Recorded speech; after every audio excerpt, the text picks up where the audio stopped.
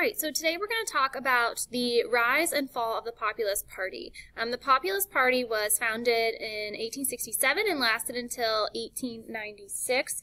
When we did the westward expansion stations a few days back, we looked at various groups of people who traveled west. We looked at some of the positive and negative impacts of their travels, and we talked a little bit about the Populists and how this was a group of farmers who were really struggling to make ends meet. They were in serious debt. They were using advanced technology and had taken out loans in order to purchase this technology, and so they were producing crops at a very fast rate. However, that led to surplus goods, and then they were having trouble selling those goods and making profits in order to pay back their debts. And we also saw railroads who were jacking up prices, making it really, really hard for the farmer to be successful and make a living. Alright, so what is, the Populist Party? Let's start out with, what does the word populism mean? So populism is a political philosophy that favors the common person's interests over those of wealthy people and business interests. And in this case, it was dominantly farmers. However, what we'll see happen is many people who were struggling, and not just farmers, will kind of jump on board with this Populist Party because, again, they were of the common people and were struggling as well. So the Populist movement was a revolt by farmers in the South and Midwest against the Democratic and Republican parties for ignoring their interests and difficulties. So basically what we saw here was neither the Democratic or Republican parties were really taking interest in the farmers, didn't really care about the difficulties that they were facing, and so farmers decided to create their own party and hoped if they backed a candidate, they could get that candidate elected, and then change could really be made. And understand that farmers were suffering for over a decade, and it was for a number of reasons. These are just some of the problems that the farmers were facing. So for example, the crop prices fell. Again, this was because they were producing so much, and when you have a lot of something, the price is going to decrease, and the demand for that product is also going to decrease. When you have very little of something, the price actually goes up and the demand goes up. So, for example, gold, it's not very easy to get, so it's in high demand, and it also is expensive. Farmers had no cash, went further into debt, and their lenders foreclosed on their mortgages. And so this just goes to show that, again, farmers had taken out loans to buy technology, for example, and could not make those payments back to the people that they had borrowed money from. The railroad companies charged outrageous prices to ship crops, and there was no regulation. So many railroad companies played favorites. They gave certain people better rates than others, and there was no telling how much you would have to pay, and it wasn't public knowledge, so you really couldn't hold these railroad companies accountable because it wasn't public knowledge how much they were really charging each individual person or each company. So again, for farmers, prices were outrageous and just led to farmers' debt to only increase. And so just to go into a little more detail on what a mortgage is, for those of you that don't know, again, in order for farmers to buy the new technology, they had to take out loans. And in order to do that, farmers would have to mortgage their land, meaning the bank would own their land, and in exchange, they'd give farmers money to purchase any supplies that they may need. And then the bank would own their land until they paid off the loan with interest. Okay, farmers' demands. So they wanted to regulate the railroad companies. They wanted to stop them from charging such high rates. And this is why we see the Interstate Commerce Act, which essentially finally regulates railroad companies and makes it so that they have to publicly announce how much they will be charging. And they have to be consistent. Make cash more available, back the dollar with silver, not gold, so the dollar would be worth less. If they made the dollar worth less by using silver instead of gold, this would increase prices and profits and decrease value. Many others wanted the dollar to be backed by gold. This would obviously result in a decrease in the amount of money in circulation and a decrease in prices, and therefore an increase in value. Also, with silver backing the dollar, this would allow more money into circulation, and therefore there would be more money for the farmers. Some constitutional demands: single term for president and vice president, secret ballot, popular election of senators.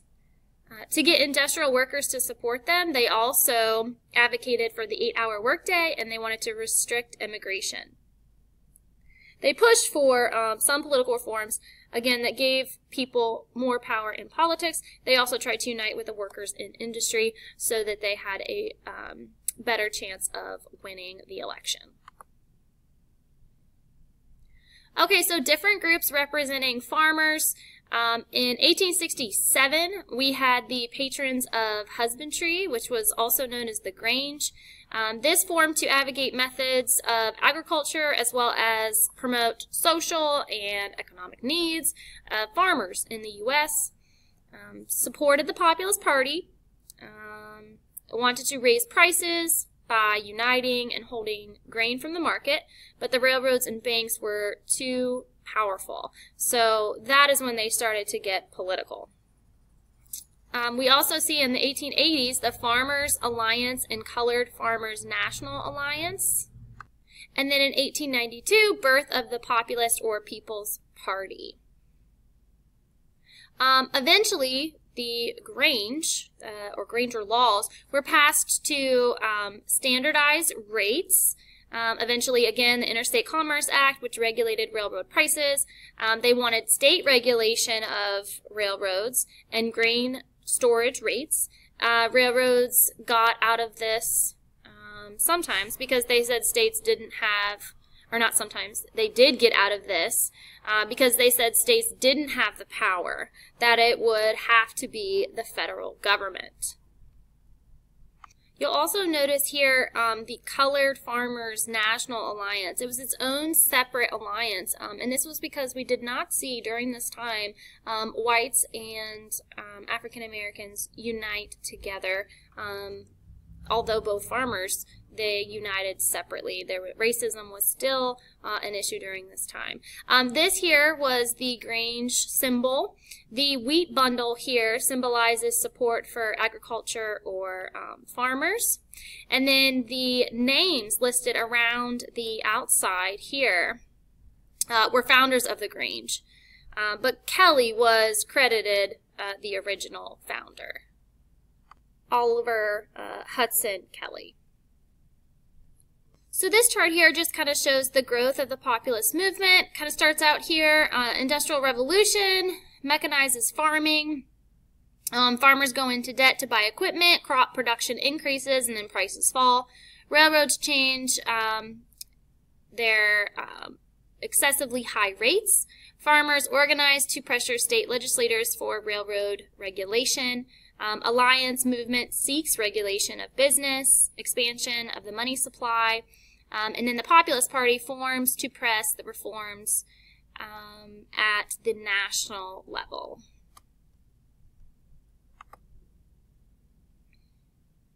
This here shows the 1892 presidential election. The Populist candidate won over 1 million votes.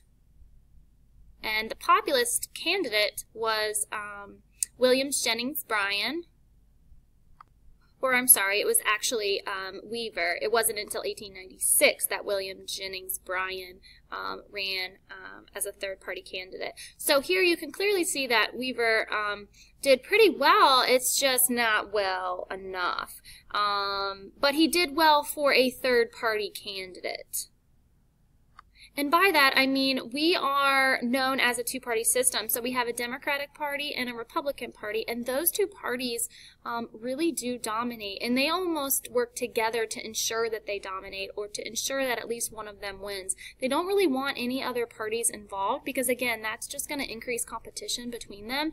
And they just want to keep it a two-party system. That way they only have to compete against each other. And so for a third party to actually do well, even a little bit, is surprising here. They don't have that financial backing that a Democratic candidate or Republican candidate would have.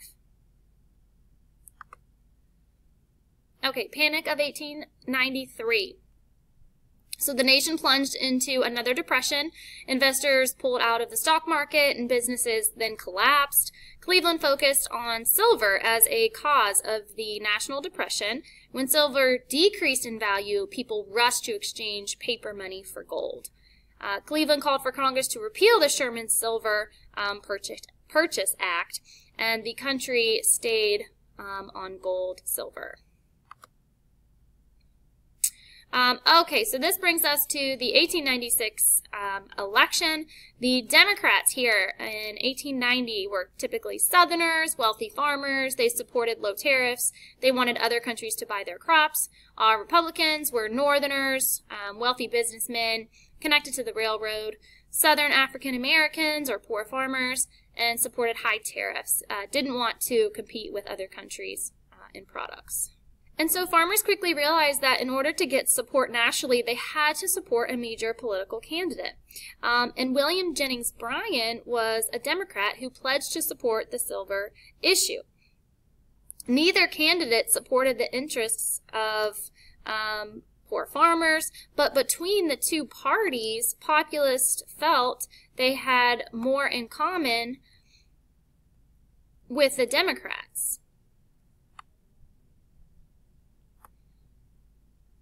1896 election. So the Populists decide to improve their chances by supporting the Democratic candidate William Jennings Bryan, who agreed to support the silver-backed dollar.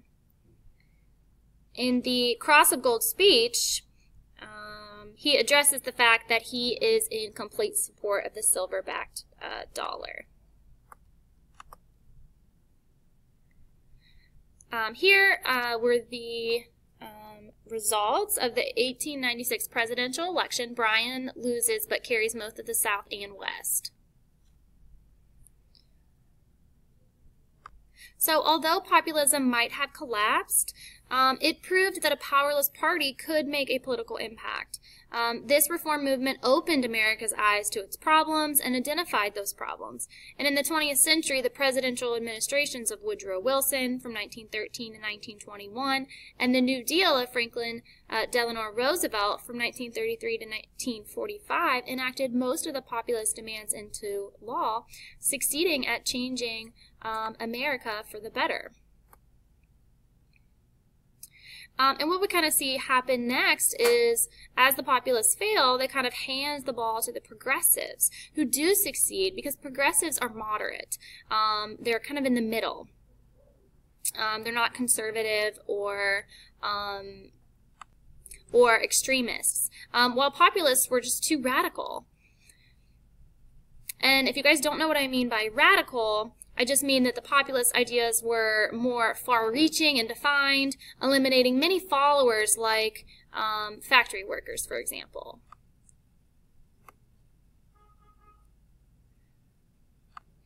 With that said, without the populists, progressives would have probably never gotten started.